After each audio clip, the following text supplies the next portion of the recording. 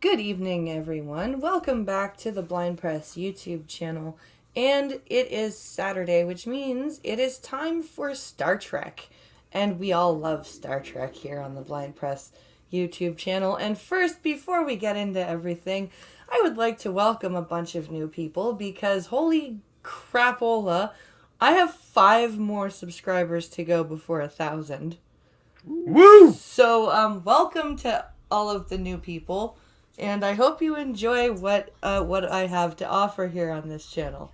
Um, so today, I have with me my good friends, the One Ton Hammer, Hello. Doctor Functional, Jolan True. and Skeptalk. Hi, everybody. And we are gathered here today, as we gather here on most Saturdays, to nerd out about Star Trek. And today's topic is the captains and each of their brushes with villainry. Because they each had one, or several, depending on the captain you talk about.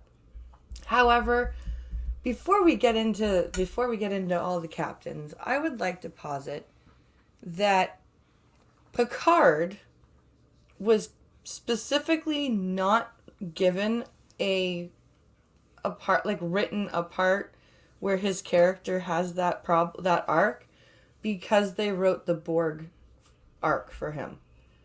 And I think they on purpose made that the only thing that happened. And you can't really call that a brush with villainy, because he was abducted and forced to become a Borg.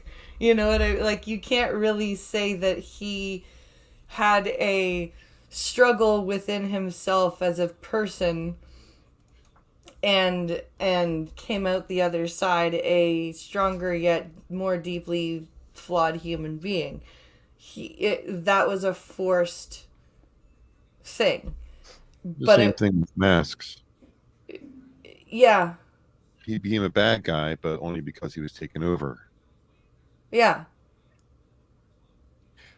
Hot take. That's because Picard is always the villain. Ooh. He's out of touch with the common person. He upholds values in which I don't even believe that he believes in. Something like the Federation values, the Charter, the Prime Directive. Yes, he constantly has to throughout the series is weighing the pros and cons of each thing, but at the end of the day, the bigger picture is what counts. The survival of humanity, of the Federation, of his own responsibility, and he's constantly throwing people away to their deaths. He commands basically what equates to a small city in space, uh, full of families and children, and like not Starfleet personnel, civilians, scientists, Yeah. these kinds of things. And he's constantly taking the ship into dangerous, more dangerous than should be, when you're bringing a bunch of families and innocent people with you into armed conflicts or into dangerous situations with potential enemies of the Federation, the Cardassians, the Romulans, the Klingons, the Borg. There were only a few times throughout the series where they actually said, hey, we need to evacuate the families. One specifically was the Borg, when they tried to do that. Yeah. But even before they did that, when they tried to attack the Borg, everybody was still on the ship. And I mean, I'm not saying he's outright the villain. I just think through the portrayal of and this is what makes him one of my favorite actors, of his portrayal of Jean-Luc and his constant internal conflict, even though it's not overt, of being the quintessential diplomat, officer, politician, commander versus being just human. Yeah. And you see that in other little examples of, like, when he's dealing with children, when he first starts dealing with Wesley, he doesn't know how to handle people. Even people who aren't in the Starfleet structure, he's kind of like the one scientist dude who with the particle fountain. No, not the particle fountain. The egg. He had the one scientist who was really proud, and he's trying to talk with the scientist. That guy, the one that when the episode where Wesley with the nanites. The nanites, and exactly. They accidentally escape. That guy. And he's just at the beginning just trying to talk about how proud of he is and all the hard work he's done on his scientific discoveries and to do this final test. And Picard is just kind of looking at Riker and I believe it was Worf or Data with just these looks like, this guy is nuts. And I'm like, dude, that's not really becoming of a... Mm-hmm. Anyway, that was my hot take. That's an interesting take. That's an interesting take. I never thought of it like that before. But that does kind of make sense, because if you think about it, like, he is very, like, unless it's a diplomatic function where, like, because it's like he needs the rules involved in a diplomatic / military engagement in order to know how to function. But, like, when it comes to social stuff, you can tell he's very awkward.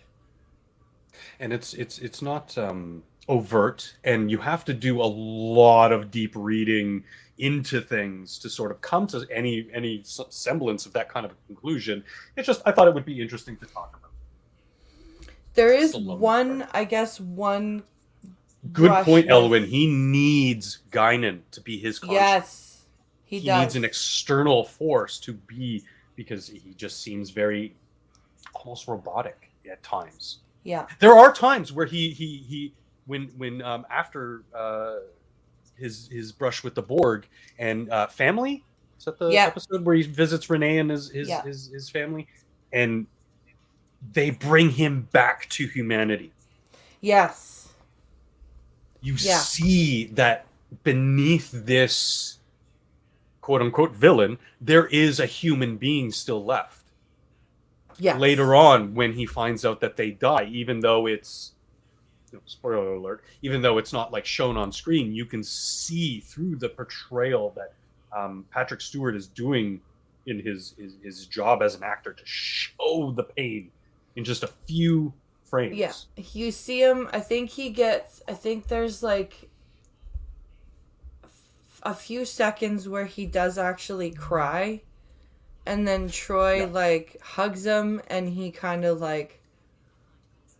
just pulls himself back together and kind of just swallows it up, and he's okay, I got to deal with this later. He's back to his professional self. Yeah. But yeah, that's a very interesting take. And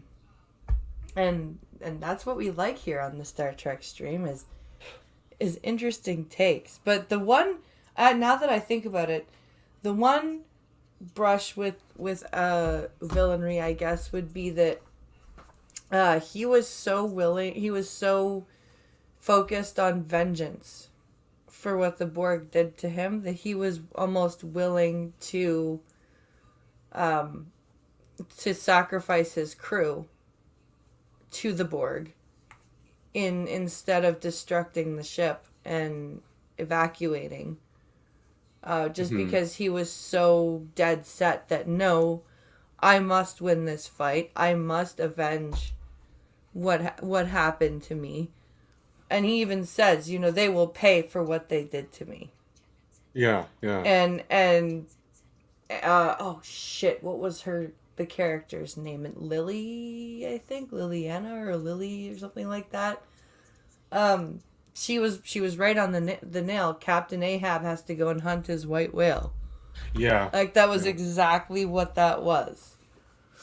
Again, a great portrayal of them in the holodeck in the ballroom, and him just firing the Tommy gun. You see him breaking in real time, and that was a lot more overt than I think he wanted to portray in the TV series. Yeah, because that was dark. That was Star Trek does get a little dark from time to time, but it never gets that kind of dark. Yeah, that was pretty, like, and where she's just like, I think you got him. Like it She's kind very of broke it. It kind of broke the darkness, but at the same time it's almost what somebody would say in that like if somebody is going that crazy and you finally get them to stop, it's almost what somebody would say in real life. It's as I think you got him. I think you're good. You know, just because what else do you say? Mhm. Right? You know, there's not much else you can say in that situation. Yes, Spittlebuggies. The female captain was Janeway. Skep's favorite captain yes. person. The lady captain, as he calls her. And you know, I don't think we need do these in any particular order, but speaking of Janeway, which is a good segue, she had more than one brush with villainy. This woman, she was she just when she got angry, she just didn't care. Like, and she was willing to send the officers that were there to keep her in check into, you know, like relieve them of duty. She was willing to basically tell her conscience, "Fuck you, I don't care what you say." When she got angry enough. Yeah. And Case she was also point, willing Equinox. Exactly. She was again willing to sacrifice the safety and get back home because it went against the charter or the prime directive or whatever, or even just sort of skirted that line, and she just wasn't willing to pull the trigger. I get why not. I mean, then the show's over, done, and you need to stretch this thing out. But I think that she also was one of those captains that I would say is the villain more often than not. Yeah.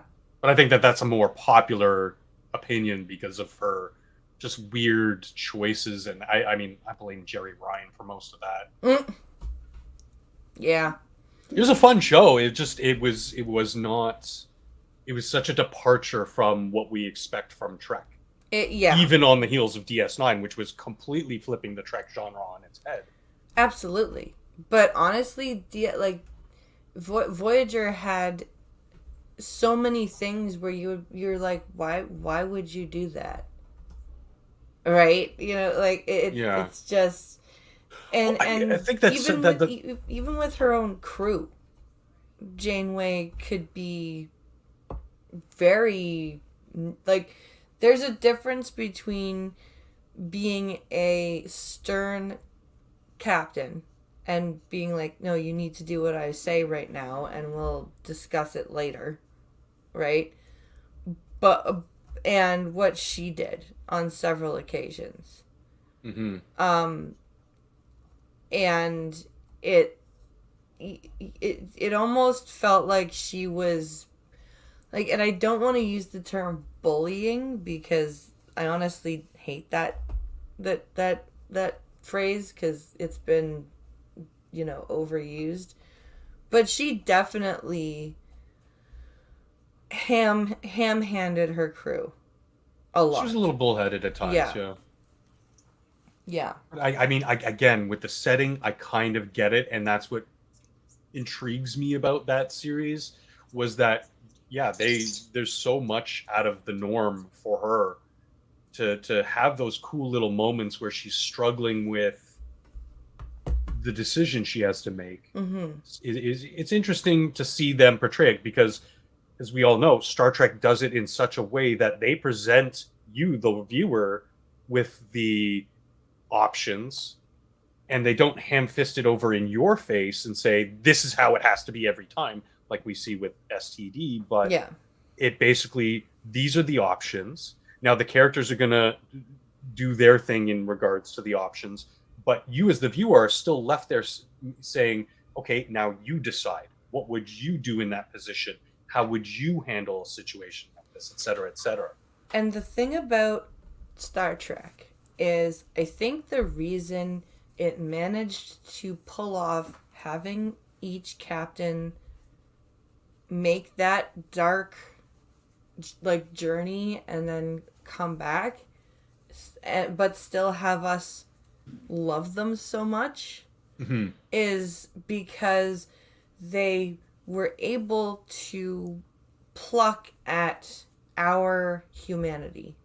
They were able to write the stories in such a way that would be like, well, if you were in that position, you would probably be just as pissed / sad / vengeful / whatever. And you can't help but go, yeah. You know what I mean? Because not only are they telling interesting stories, but they're engaging. Yeah. And that's one of the key things that a really good, in the modern age, the visual programming does, is that it gets you as the viewer engaged, not just sitting back and being a viewer, but you're engaged. It gets those synapses firing and going, now what would you do? Yeah. In your head, you're playing out these scenarios as you're watching them unfold on screen. It's really great. Like, knowing myself, knowing how angry I can get and how vindictive I can get when I'm angry. If when I look at, the Equinox, for example, I'm like, yeah, you know what? If I was Janeway, I would probably do that. When she locks, what's his face? Crewman Lessing, I think his name is, in the brig, and then lowers the shielding around it so that the creatures can come at him. Yeah, it's not. And the good thing about Trek is that it allows you to explore the uncomfortable parts of humanity without the gratuitous violence of, say, a horror movie, which is equally as necessary a genre to explore that side of humanity. But it's honestly a more I almost, and I love horror movies, but I almost want to say it's a more cerebral way of exploring the dark side of yourself. Oh, for sure. Especially with all the luxury and technology and advancements. I mean, they're jetting around the stars, the galaxy, with machinery that can create anything that they want under their whim, provided they have enough energy, obviously. But the replicator and the holodeck and all these things, they basically live in the lap of luxury, but still, even with all that, they're still dealing with a lot of common themes that we do today and have since time immemorial. Yeah. I find that this is a very good way of balancing and showing that even with, luxury and technology, that humanity can still go to places that, we might not want to go to. Because we are human after all, despite all the shiny, cool stuff. We are still humans. And like it or not, humans are an animal, and animals are gonna animal. We may be a sentient animal, but we're still gonna we're still humans gonna human, basically. But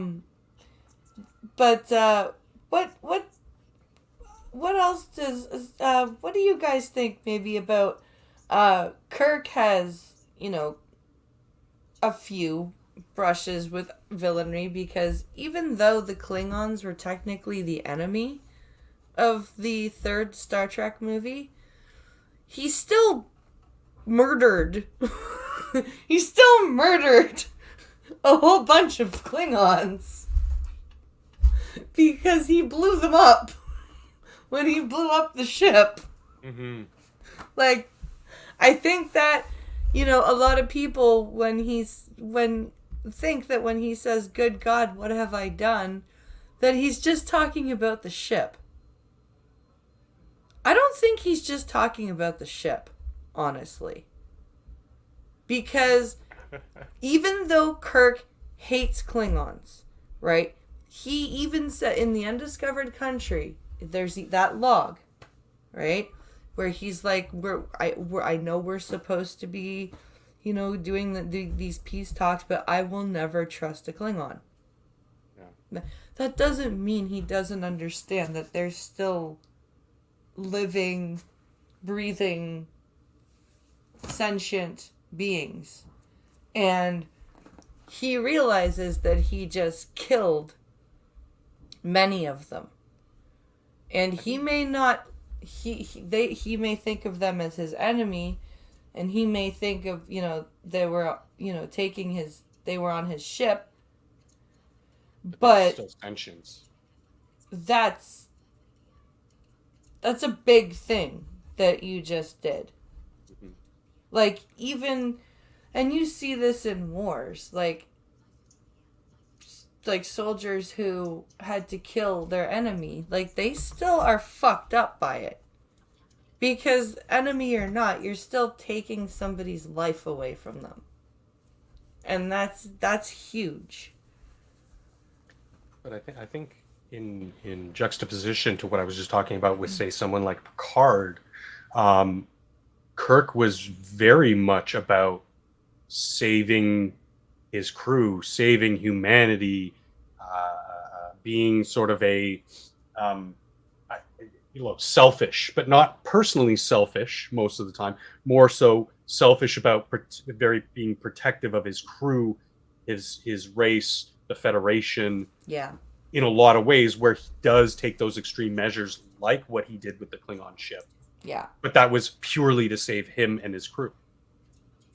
And he would stop at nothing. Again, in juxtaposition to Janeway, say, he would stop at nothing to save him and his crew. Yeah, Janeway was very selective about the crew that she would, like, if it was an extra, you know what I mean? It was just like, oh shit, that sucks. And then, if it was bridge crew or Seven, it was like, oh my god, I'm going to commit fuck the Prime Directive, she'd set off a supernova in a highly populated galaxy just to get Seven back or something. Yep. Yeah. Yep. That's what made that episode with Lindsay Ballard so interesting. Yeah. And that one scene where she's like, why did you send me, of all people? Was it because I was expendable and I wasn't one of your friends? Mm-hmm. And it was like, wow, I liked that. That was on point, but it was still kind of scary. Like, I liked that call out that the writers even recognized that they wrote a captain to be as choosy with her crew. Do you know what I mean? Mm-hmm. Mm-hmm. It was... Janeway ran out of fucks to give a long time ago, says Elowen. Yep. So, Skep and Hammer, what do you guys think? We've been kind of monopolizing things. Yeah. Well, you know how I am with this kind of stuff. I'm always the guy with the other point of view. And that's why I asked you. Oh yeah. Is my microphone okay? I'm looking at my screen and I'm not seeing my microphone working. No, we can hear you. All right. You're coming in. No, you're coming in just fine. All right, that's good. I'm just not seeing my chat bubble move, so it makes me a little concerned. Oh. Yeah, I mean, just about everything you guys have been talking about, I've been sitting here shaking my head. You know how I am. I don't know why I am like this, but I have a tendency to take the opposite view of things. I think cynical Lindsay called me out on it. She's, all you ever do is take the opposite side. And I was like, I have the opposite opinion. That's not just to be combative or anything like that. Some of the things you're talking about Picard being evil all the time, and the idea that Janeway is particularly different than any other captain when it comes to this doesn't make sense to me either, because the show has to be that way. It's not something that, and the writers write them that way. It's not like there's any autonomy here. No. So if you see the captains in a specific light, just keep in mind that they wanted you to see them in that light. They put them in that light, being on purpose, and partly because of the plot, but because they wanted to give them a certain amount of character. So yeah, that's the reason why I really haven't said anything, is I wanted to make sure you got your opinion out there without me jumping in and yelling and screaming. So go, man, go ahead and talk. Yeah. I can't ever really see Picard as being a bad guy in any way. When you say stuff like that, I think to myself, well, he's not bad because he saw the guy with the nanites and the egg and all that kind of stuff. It's not bad because he recognized that the guy was crazy. He was, yeah. And see, and I'm with you, like because functional. That was a really interesting take. I don't agree with it. But I think it was an interesting. Well, I mean, take. I don't agree with it either. It's just a different opinion that I've been mulling in my head and going, okay, well, what if he was? Gotcha. The villain, but just very scenario. subtle. Like I said, it had to do with a lot of reading in depth into it, but it's not like how I see the show or the character or whatever. And yeah, you're totally right, Hammer. Anything we see this is intentional. This is how they wrote it. This is how the actors portray it with intent. Yeah. Oh, Elowen, that's a good point. She says, I wouldn't call Picard evil. I'd say that his empathy is. His empathy is learned as he had to force it down. Mm-hmm. Yeah, I think that's a good point, because, dealing with his dad being very much a believer in holding on to kind of older ways of doing things, and then his brother kind of following in that footsteps, and also in Picard's words, being a bully, and kind of being jealous of him. He kind of stomped on his compassion so that he wouldn't be bitter and angry all the time. He just kind of, honestly, out of all the captains, he reminds me the most of somebody as a human who actually tries to do kind of what Vulcans do. Suppress their emotions. Suppress their emotions. Be a complete pragmatist. Yeah. That's what Picard strikes me as. He strikes me as a human who,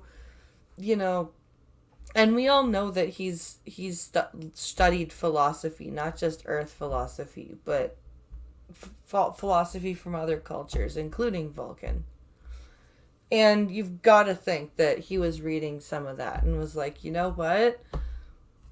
In order for me to succeed and not drive myself insane, I think I need to adopt some of this. Mm-hmm. That's my theory. It would certainly help with diplomacy, especially with cultures so alien to your own. Yeah. Yeah. Oh, and Spittlebuggy says, I think Janeway is put in the same positions that the males are put in. Yeah. Well, the writers are writing captains, so they can't. If anything, they're going to make her a little bit extra because they don't want to portray her as being some crazy woman in charge of the ship, and she shouldn't be. So they're going to make her every bit as male as any other character. So, but like, I think Janeway gets a little bit of a bad rap here because she's in a unique position. She's and every captain is under a certain amount of pressure. They're Yes. Mhm. taking care of the people on their ship and blah, blah, blah, blah. But she's in a place where I don't think any other captain we've ever seen in any of the shows has been No. on your own for an extended period of time. So, you know, and it seems to me every time that she acts in a way where it's questionable about her ethics, it's always because she has a really strong impetus. So when you have that 50% of all the time pressure, Mm. you add something on top of it, it easily becomes 110% really quick. Yeah. Mhm. So Is Jane her deal work. Guys, Skep, please go ahead. No, I'm sorry. I didn't mean to interrupt. I'm really sorry. I put in private chat. People can't see our chat, but I put in private chat. I need Skep to talk with some. Oh, I didn't even see that. I was thinking Because I miss your dulcet tones, sir. No. Janeway's only crazy when she runs out of coffee, which is actually pretty relatable. Yes, yes. It's just- Elowen, yes. You said something that caught my attention, that Janeway was the captain who was on her own for the longest period of time. Is that really true? Yeah. Out of What contact. about Picard when he went to that planet and had an entire life? Technically, that was only 20 minutes. No, not to him. No, but in reality, it was only 20 minutes. At that point, he didn't have the responsibility of an entire crew No. on his head. That's the 50% I was talking about. If he's just Janeway- living his life as an individual. Okay, I mean, I'm living my life as an individual. I don't have 100 and some odd or 200 people, however many people are on the ship, hanging So over my head. you're talking about in terms of managing the crew. Yeah. Well, Jane- yeah, but the I pressure of see what getting all those people home, it's yeah. got to be on you when you're in such a potentially unknown area. I mean, you got to be freaking out all day, every day. You know, oh my God, what am I going to do out here? I have no support, and these people are depending on me. That's got to be on your mind all the time. Psychiatrists have identified a phenomenon. It's called the tiring of the anxiety reaction. What happens is when you're faced with anxiety that you can't do anything about, there's nothing you can do about it, and you can't escape it, and you have to face it every day. What happens is, and it's literally a biochemical thing, you begin to not react as much to it, and actually over time you begin to think more clearly about it. And I think that was very realistically, I don't know if they meant to do that, but I thought that the way Janeway acted was consistent with that. Yeah. I wonder if that's why she reacted so largely when large events happen, because they're like most of the Picard, for example, would have, you know, because he's in the Alpha Quadrant, he would have had like contact with Starfleet. They could have, like, so many variables. Picard, Kirk, all of them.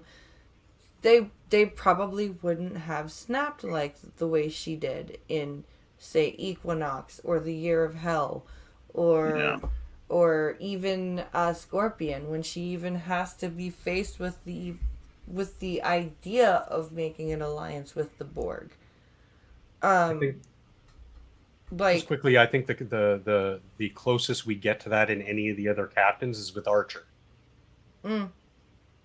But it's still not as grand as the situation that Janeway and her crew were put in. yeah, because No, I mean, no. at least Archer, with the exception of when they're in the frickin' Xindi crap, was always in contact with Starfleet. You know, Janeway was out of contact with Starfleet in an unknown, unexplored part of the galaxy for 3 years and Almost 5 years. almost 5 years. Yeah, Yeah. because it's halfway through season 4 when they establish contact, And even then, it's not until and even then, it's not even regular contact. yeah, it's it was like, kind of just happenstance. hey, we're actually here. Oh, good, they're alive. Yay. Okay, now we know. But yeah, the regular contact didn't happen until the latter Yeah. half of that season or the beginning of the 5th season. But yeah, so she was again very, very unique circumstance. Yeah. Slightly different take on the evil of the evil side of captains. I thought it was interesting that in the first season of TOS, they waited 4 whole episodes to split Kirk into 2 and do the enemy within, where they go down to the planet and the one of the away crew gets hurt and they have to come back, and there's Kirk is split into the good Kirk and the evil Kirk, and the good Kirk is doesn't have enough testosterone basically to make good decisions. The evil Kirk is like raping Yeoman Rand, and the plot device of the episode is that he has to be recombined so that you get the whole Kirk, the good part and the bad part. And, it's kind of like the id and the superego, are at war with each other. Yeah. And they need to be united so that the ego can, do its brokering of urges versus higher objectives. Interesting. Yeah, that's Give me the brandy. Spittlebuggies is asking, do you think Janeway was put in positions that even the males weren't? No. I just think that she was... Yeah. Well, not because she was female, though. I don't think it was... I don't think they wrote the story specifically, let's throw this Not by sex. female captain into this situation. I think they just happened to create a female captain, and then the story went the way it went. And found a good casting for it too, because Mulgrew is great. Yes. It's not by sex; it's by specialty. Yes. When you just sit back and look at it, because the things put into place are specific to the captains that they're going to be dealing with it. So that's why you have Kirk as the cowboy, you have Picard as the diplomat, Sisko as the facilitator, and Janeway as a scientist. Mm-hmm. Yeah. And all of the episodes that are written for these people kind of fit to that personality trait. Yes. Absolutely. Yeah. But I definitely put in this position that no other male captain was, as I was saying earlier, a ship on its own. No other male captain was put in that position. Of all those captains, who would you say was the best manager? Probably Sisko. You think? Honestly, He I had to think deal with so many weird different things from all these weird different places. The Bajorans and their spirituality, and the Cardassians and their aggression, and the Romulans and this constant threat. It's just, and that's a good point. That's a really good point. Everybody visiting that little station is like, where the fuck are these people coming from? Yeah, the psychosis. And then he had to deal with Quark. Yeah, he has to deal with Quark running around causing trouble when there isn't, a quadrant wide incident happening on his doorstep. He's got Quark running around causing trouble on board the station. Everybody on the staff is weird. The doctor's weird. Security's weird. The second in command can't act. Yeah. That's why I call him a facilitator, because he's like a coordinator, he's a collaborator, he's a facilitator. He makes everything work. Yeah, that's real management to me. Yes. I'm sorry, go ahead, Functional. Oh, I was just gonna say, because Odo has his weirdness, he's effective in how he does things, and someone like Sisko, being the facilitator, is happy to let him do his thing because he's showing results, and he's not breaking the law or whatever.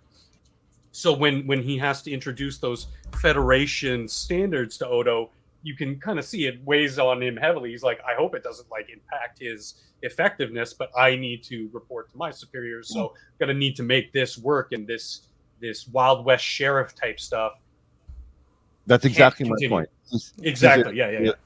He's a compromiser. He's a facilitator. He makes everything work because he knows that Odo is not going to like when editing takes over. He knows that. Yeah.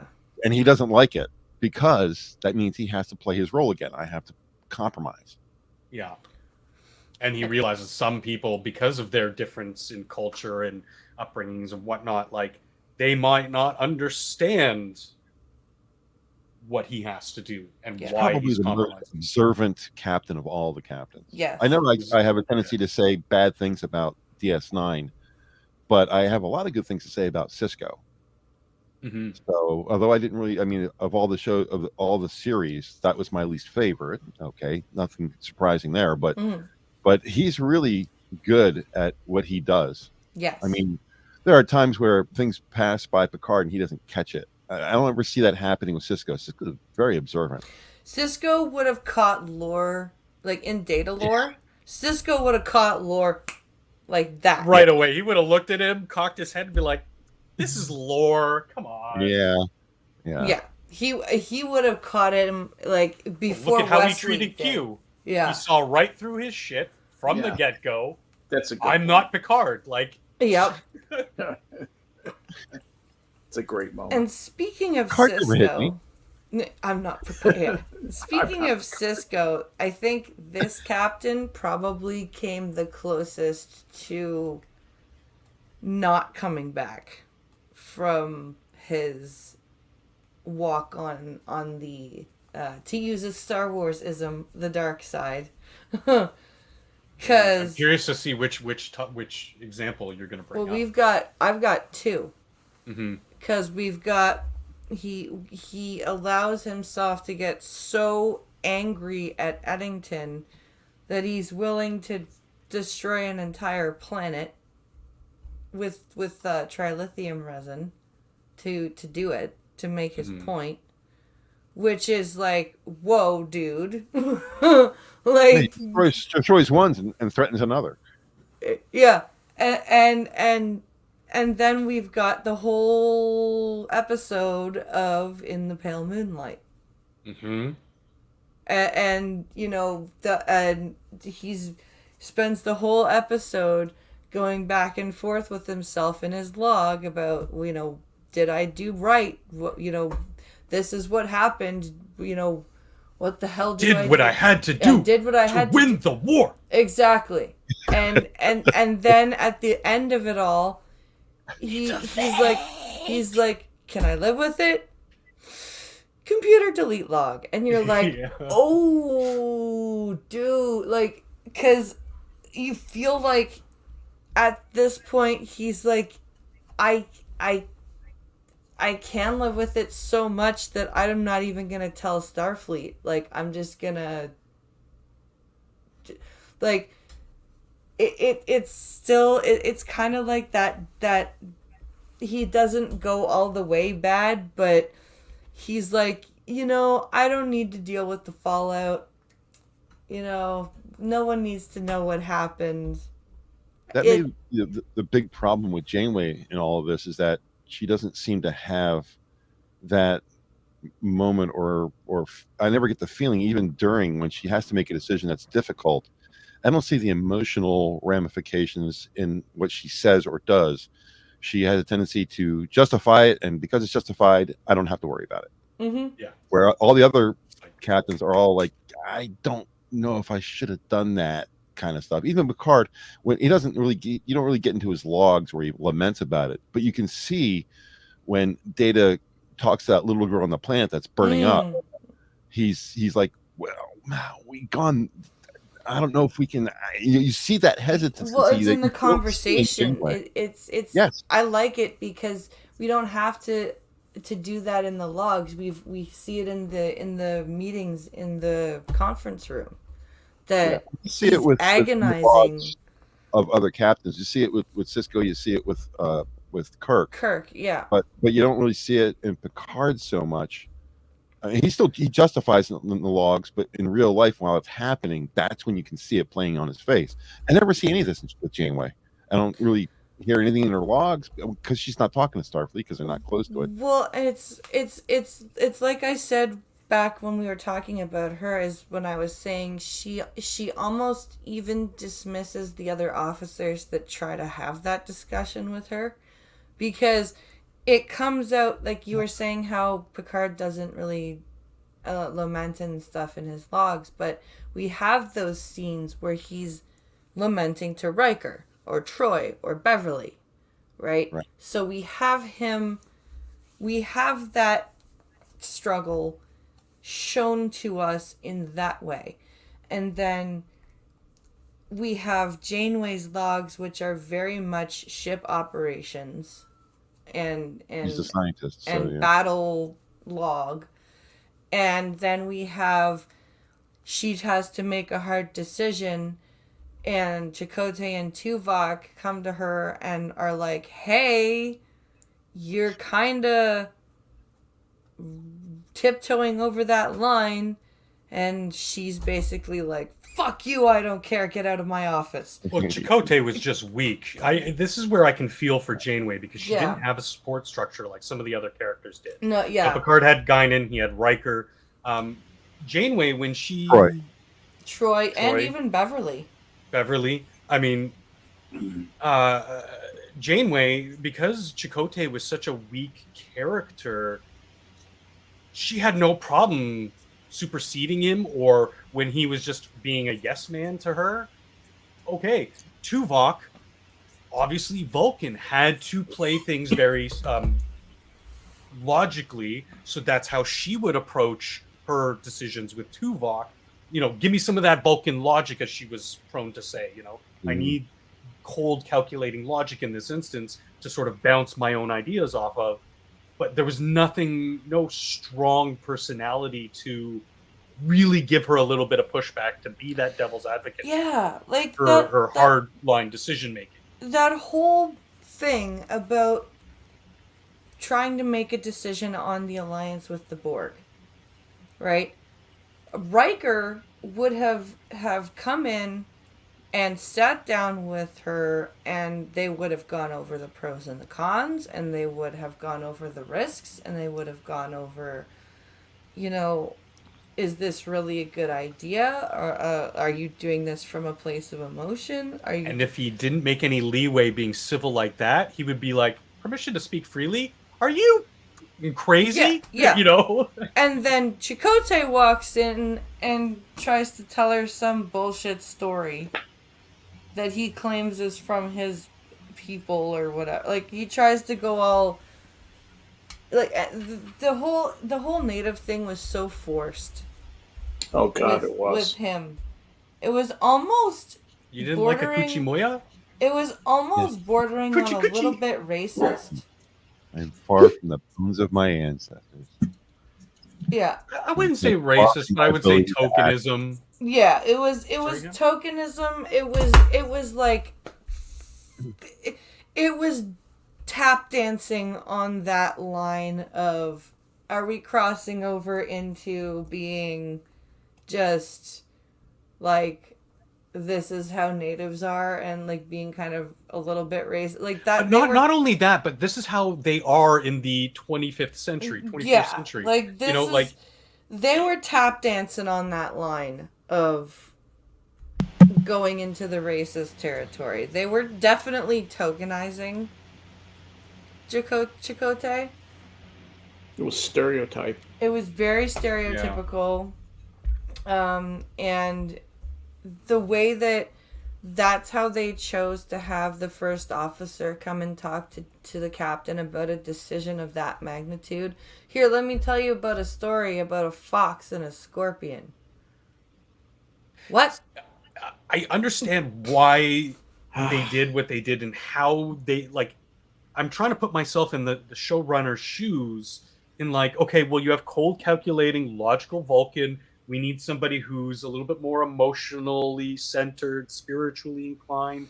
And I mean, they both have their spiritualities, but his is more emotionally driven, culture, like what's the word, like a traditionalist? Yes. Driven. And so, but they they didn't mirror each other well, and again, just the character itself was just too It was superficial. superficial. Thank you. Yeah, Yeah. just Very paper thin as blame- far as I'm concerned. A lot of people blame the writing on it, but I really think it's the actor. I think I it's think it was both. I think it's both. You can't really write a juicy emotional part for somebody who can't act it out. Right. Yeah. And it's not like he was a fully emotional wreck either. He was still, a warrior. He was still, how they were trying to write him. Again, this is only my own supposition, but like as sort of a manly man, but still in touch with being human and his emotions and everything. But that spiritual drive that they just kept trying to shoehorn in, and it's like, I know people who are like what they were going for, and they're not like that. And No. Beltran just did not fit the role. No. Whether you want to say he was a bad actor or not, like I can see that, but it's just not right for the role. Yeah. Like look at something comparatively, Windtalkers. Mm. Their portrayal of Native peoples during a World War II time, so our history at this point, couple generations removed at this point, it was very different in how these guys could still portray being a warrior while being in touch with their native spirituality. Yeah. And then you have the Voyager stuff was just sort of like, well, this is a thing, this is the thing, this is the thing, and they're not really interconnecting. Yeah. Never sits right. No, I didn't like that angle. Because I really wanted to like the character. I really wanted Yeah. to like Chakotay. First watching it when I was a teenager, when it was first airing, I really wanted to like this guy. But halfway through the second season, I was just like, again, another Chakotay episode. Yeah. That's maybe the worst thing about Voyager is not many of the characters are very beloved. Most people don't like a lot of the characters. I think the Doctor is the first person everyone says, "Oh yeah, I like him," but Neelix is annoying. Kes is clueless. I mean- liked Neelix, and I didn't like Neelix until the second last episode of the first season. I humanized him. And then I was Kes should have been better than Kes, she I was. didn't like. I like Seven. I like I that. love Seven. I think I'm like one of the only people on this panel that likes Harry Kim, Yeah, I don't like Harry Kim. and I'm Oh, also I like him better than Paris. I Yeah. see, and I'm also one of the people who likes I don't Tom like Tom- Paris. I don't like Tom But Paris. again, like looking Tom at Paris. Kim, I think that was very tokenized. It wasn't as overt as Chakotay, but it was very tokenized. Like, oh, is this the tokenized like Asian kid with a tiger mom, and he has to be the best Starfleet officer? Yeah. Yeah, and It he's just- a musician. You know, Some of these all, things all are the writing, all but the Asian stereotypes, right? He's great at math. No, I he's a don't know if that's- musician, But I don't know if that's because, like, in my own mind, I don't know if that's because I see an Asian actor, and then I put the two and two together, or is this just the character? Because a lot of people, as we see in TNG, a lot of people have that pressure when they're going to become through the journey of becoming a Starfleet officer. Yes. We see that with Wesley and some of his interactions with other candidates, and how tough and how grueling that officer You training see it with school Nog. can be. I Mm. wonder if that's at all relevant to modern day sort of OCS. Maybe. a lot of this could be writing, but there are just the actors on the show really weren't good. Like, I don't know how to put this. The other actors aren't in the same position that Chakotay is in. Chakotay is poorly written because not a great actor. And Tom Paris just plays Nick Locarno, so there's no real difference there between those two characters. And I think that speaks to his ability to act. But I think that Jennifer Lien could have. She's a decent actor, even though her personality is shy, and she's pretty much out of Hollywood entirely now after just that one role. But these other people can act. The guy who plays Neelix is a great actor, Oh God, yeah. but he's Yeah. given the part of this annoying little piece of I can understand why. I mean, and it's written that way so that somebody can annoy Tuvok. That's the Yeah. only reason he's really there for most of the show. It's just to counterbalance the logic of Tuvok. Be somebody who just annoys him mostly. That's all he really ever does. Yeah. It's kind of it's like- comic relief, a little bit comic Yeah. relief too. A little bit of comic relief, yeah. But I think that most other of the characters episodes- hammer. Yeah. Sorry. Other characters hammer filled that role even better. Paris, Kim, even at times some of the minor characters where they would annoy Tuvok, but it wasn't so overtly and comical as Neelix was. Mm. Because I love Tuvok. I think he's probably, if I had to pick a favorite from that series, is probably my favorite because we didn't, aside from Spock, so it's several generations removed, we haven't seen that consummate Vulcan who, because of Nimoy and Spock, became sort of like a fixture for the Star Trek universe. And quite frankly, Tuvok has some great deadpan lines. Like, for a Vulcan, he has a great sense of humor. Like, it's just, and the way Well, it's Tim just Russ, real dry. the way Tim Russ delivers it is just great. Like, in the scientific method episode, when Janeway is reacting to, no sleep and all the dopamine and everything, and she's telling Tuvok that he needs to get a handle on the crew, and everybody's just too relaxed, and don't 13 department heads report to you every day? Smarten them up. And he just looks at her and goes, shall I flog them as well? It's just great, and then and in that just one line, he's also going, "Okay, you are overreacting.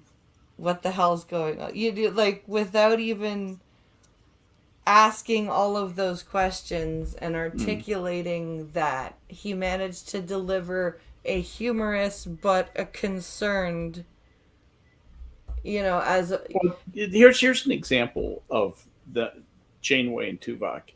I never realized you thought of me as reckless, Tuvok.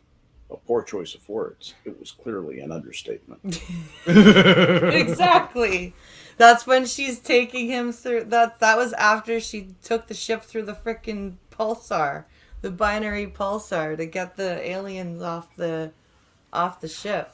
Yeah, I will say there was one moment of Tuvok Neelix interaction that I actually enjoyed, and I mean, surprise, surprise, it was when Neelix left, and he just does the little foot shaking. Oh, the little foot thing, yeah. And it was like, okay, that's a cute moment, that's a funny moment, but everything else leading up to it was just.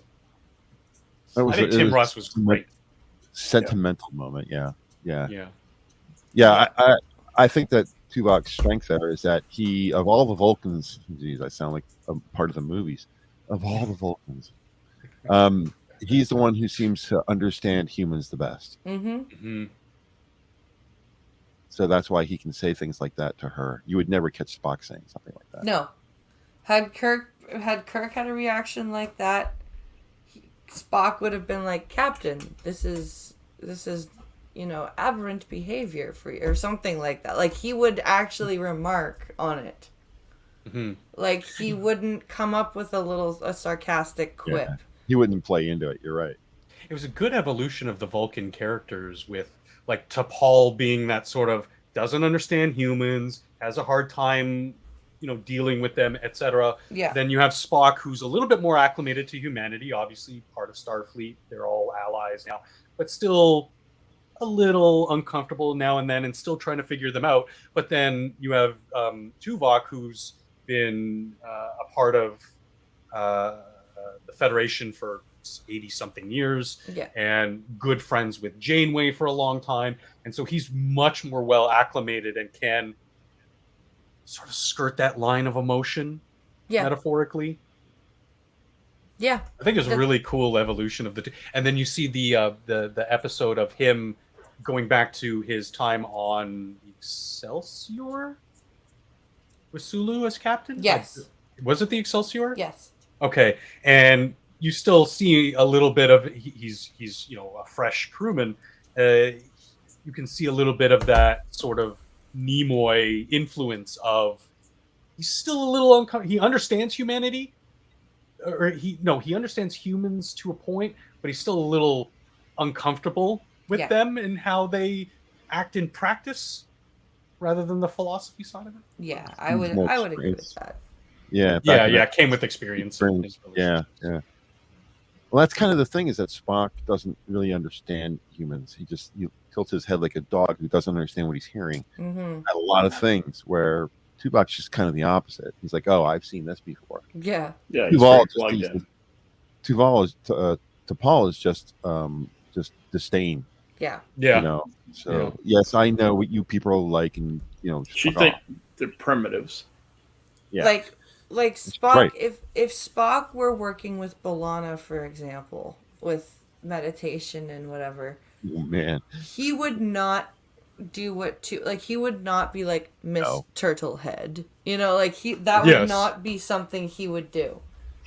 But Tuvok knows the buttons, and he knows, and he's willing to push them, and he knows, and he understands.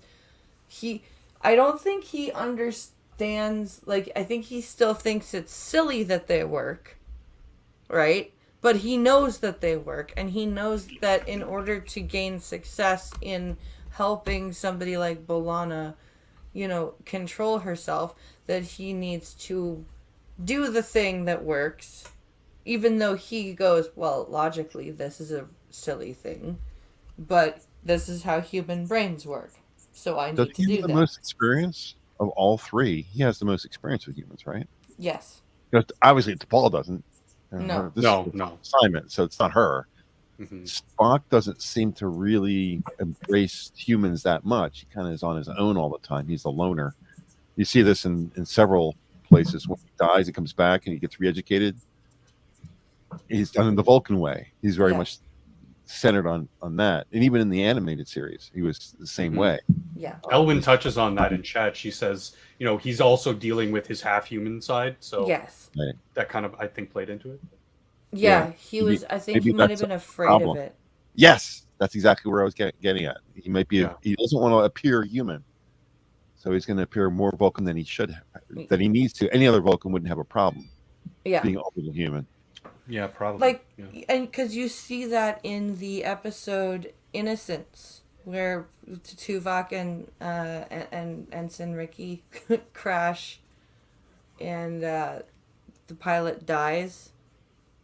And it's on this planet where as you age, you get younger, and then, you go and it's like this walk into this garden where you die, I guess, like that. And Tuvok you see the emotion when he's dealing with the kids, the kids, because they're scared, and you can see that he's. Despite being a Vulcan and suppressing his emotions, he misses his kids. He misses his family. And he's, he understands that these children, even though they're not Vulcan children, they're children, and he needs to protect them. And when they're scared, he even sings a song to them at one point. To calm them down and scare and keep them from being scared and get them to go to sleep. He's probably the best written Vulcan of all Vulcans. Yeah, and a good actor. Like Functional said, he's a good actor. So you get that combination together. Vulcans are, yes, we have emotions, but we suppress them, and he's the quintessential person in that role. He lets you know, yes, I do have emotions, but I'm not going to show you them. I will sing to you because you need it, not because I need to sing to you. Yeah. I recognize, I can feel your emotion. I understand your emotion. I have those emotions, but you're not going to see me cry because I'm a Vulcan.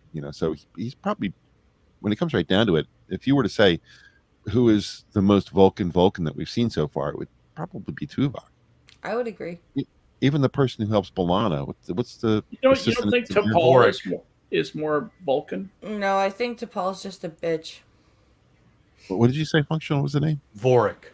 Vorik. Vorik. Yeah. Vorik. Yeah. Even he's not as Vulcan as you would think a real No. Vulcan would be. But Much But more yeah. acclimated to his human crew members. Yeah. But I'm sorry, I got so involved in what his name was that I wasn't listening to what you guys were saying after that. My ADHD. Yeah. What were you saying before I went after his name? I can't You all remember. forgot. Yeah, we did. You all forgot. But yeah, like I don't see. This is what I like about these almost psychological discussions about the characters, because we go deep and it's always awesome to do that. I love the different perspectives and Yes. personal sort of. This is how I see something, or potentially see something, or could see something. You know, I like And the fact we seem that to agree on a lot of it too. I like the fact that my favorite character on the Lady Captain series is a hologram. Yes, Great He's- actor, with a great part. he's Yeah. a great character. That was like the best writing ever for that show, I think. Absolutely. outside of Jeffrey Only- Combs, I think Picardo's my second favorite Star Trek actor. Yep. The Doctor is not like that in real life, though. I've seen all the Comic Cons and stuff that he goes to, and he's not the Doctor when he's at those Oh, things. Very and he's regular a guy. crazy lefty nut job on They Twitter. all are. It's sad. Separate the art from the artist. Yeah. Bite your tongue. Just separate art from artist. That's why Yes. I've unfollowed all of them. Exactly. I won't Yeah. follow those people. Yeah. Yeah, I used to follow Troy Yep. when I saw her on the stage kneeling like Kaepernick did. Mhm. I unfollowed her when I saw See. that. But I don't I wanna- follow James Woods is the only actor I follow, I think. Yeah, I still follow I don't let it Shatner. go. I don't want to let it go, but functional. I'm losing my train of thought here. That's why I'm keeping saying Mm-hmm. You're But gonna love getting old. Jeffrey. Yeah, I am getting old. Jeffrey Combs should be nodded for like playing the quintessential Andorian. Yes. If you say Andorian to anybody who watches Trek, Who do you Shran. think of? Yep. Shran. Yeah. Yep. Shran. Exactly. And even in later, I guess at this point it's non-canonical, but other portrayals of Andorians are very based on his. At least the service members are very much based on Shran's sort of archetype of this is your and sorry, I lost the name for a second. This is your Andorian. This is how they typically act. Yeah. This is how they typically hold themselves and speak, and it was Yeah. I love It's Combs. based on Jeffrey. Yeah. He's great at basically everything he does. Like you get him as Shran, he's awesome. You get him as Bayun, he's awesome. You get Coombs as Chakotay. Ugh. oh my God, that would have been awesome. that I would have gotten behind. That would have been fantastic. Can you imagine? Mm-hmm. Great I actor. could ima- They see, could and write anything, would- for the man. I would even deal with that the way that they did the native stuff with him, because he could probably do it better than Beltran did. He could probably pull it off in the portrayal. Maybe some of the hokey stuff that they write him to have to do all the time still probably would have fallen a little flat. But his portrayal and his interpretation to put that kind of stuff on screen and how he interacts with someone like Janeway or the other crew members, I think probably would have come off a lot better, because when you see Coombs doing his serious Yeah. stuff, that's how he would be coming down on Harry, on Tom. You know, he would be that XO. On the Maquis, Strong. on the Maquis who don't want to do that training course. Yeah. You know, he that would have been- that scene was embarrassing. When he's in the mess hall with them and they're like, "We want to do things the Maquis way," and he hits the guy once and he's all out of breath. And it's like, really? there. We Chakotay? did it. Yeah. Combs would have done a much better job in that scene. He's such a good actor. You could put him in almost anything and he'd be good. Oh, for sure. I do see him as a kind of a Cagney kind of guy, really, when it comes to his acting chops. Mhm. He's, you know, whenever I see him in almost any part, I always think to myself, "Hey, Kappa, you're not gonna take me alive." Mhm. You're not gonna take me alive, say. Oh, How that's too Or funny. enjoyable could Voyager been if they would have cast the correct crew? Yeah. Yeah, Wow. Voyager could have been a lot better than it was. That's the truth. Still enjoy it, but Oh, sure. there were definitely a lot more improvements on that than say its three predecessors. I like seeing Janeway in situations where her hair is not absolutely perfect and she's not spit shined and clean and all that kind of stuff, where she's like getting beat up and getting tossed out of her chair. I don't Yeah. know why, but it just makes me laugh. And I think when I see her and her hair is all messy and her uniform's all dirty, and she's the scientist, she's the staunch Starfleet officer. To see her just not in that position always makes me Elbow laugh. deep in the muck. Yeah. Oh You will yeah, get That's your why I hands- loved her year You of will Hell get your thing. hands covered in goose grease. It's good for the skin. The way Yeah, she Year of looked in Hell. that Year of Hell. Oh, I was Oh like, yeah. Yeah. okay, she's not just a prissy scientist lady captain.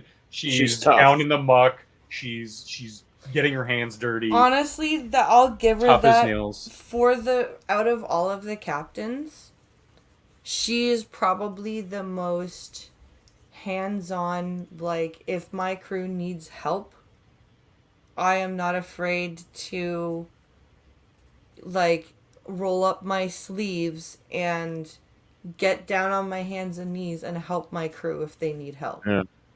I'd She's say Cisco scrappy, still has scrappy. ones up her. But you're right, she is very willing and able to excuse me, get down and get dirty. yeah. She's Not in any scrappy. kind of unseemly way. I mean, labor wise. Mm. Realize how that came out after I said it. But yeah, when the ship's in trouble, she's down there repairing parts that are broken. You don't Yeah. see any captain doing that. No, Yeah. you don't. Like, the one time freaking Picard tried to do that, he went to pull out the chips, and Geordi's like, "No, don't! Please, sir, don't touch them." Yeah. Same thing with Kirk too. Yeah, Yeah. The only time he ever Scotty, does just anything do it. Yeah, anytime he ever does anything to fix anything, he gets killed in the Nexus. It's like, what are you doing in deflector control? Get the hell out of there, man! Yep. Oh, well, my friends, it has been a great discussion. I'm very, very pleased with the stream. I hope you guys enjoyed yourselves. And of course, I'd like to thank my panelists for always coming in, having an awesome discussion. We'll have to talk in DM about our next topic, but next Saturday, I will be gone because it's Canadian Thanksgiving.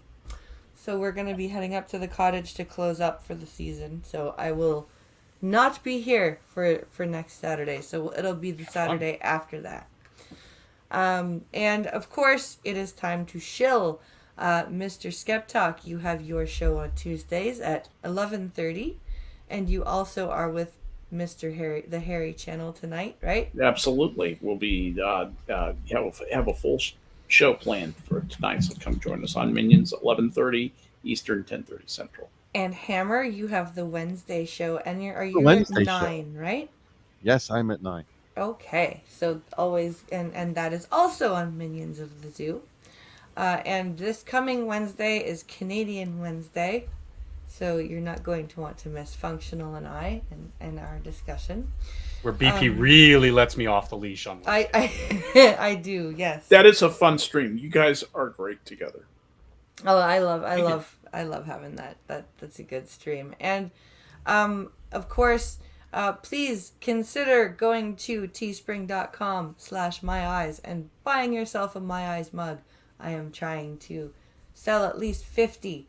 So please go and do that. And if you haven't, please hit that subscribe button and share the channel if you have subscribed. I just checked.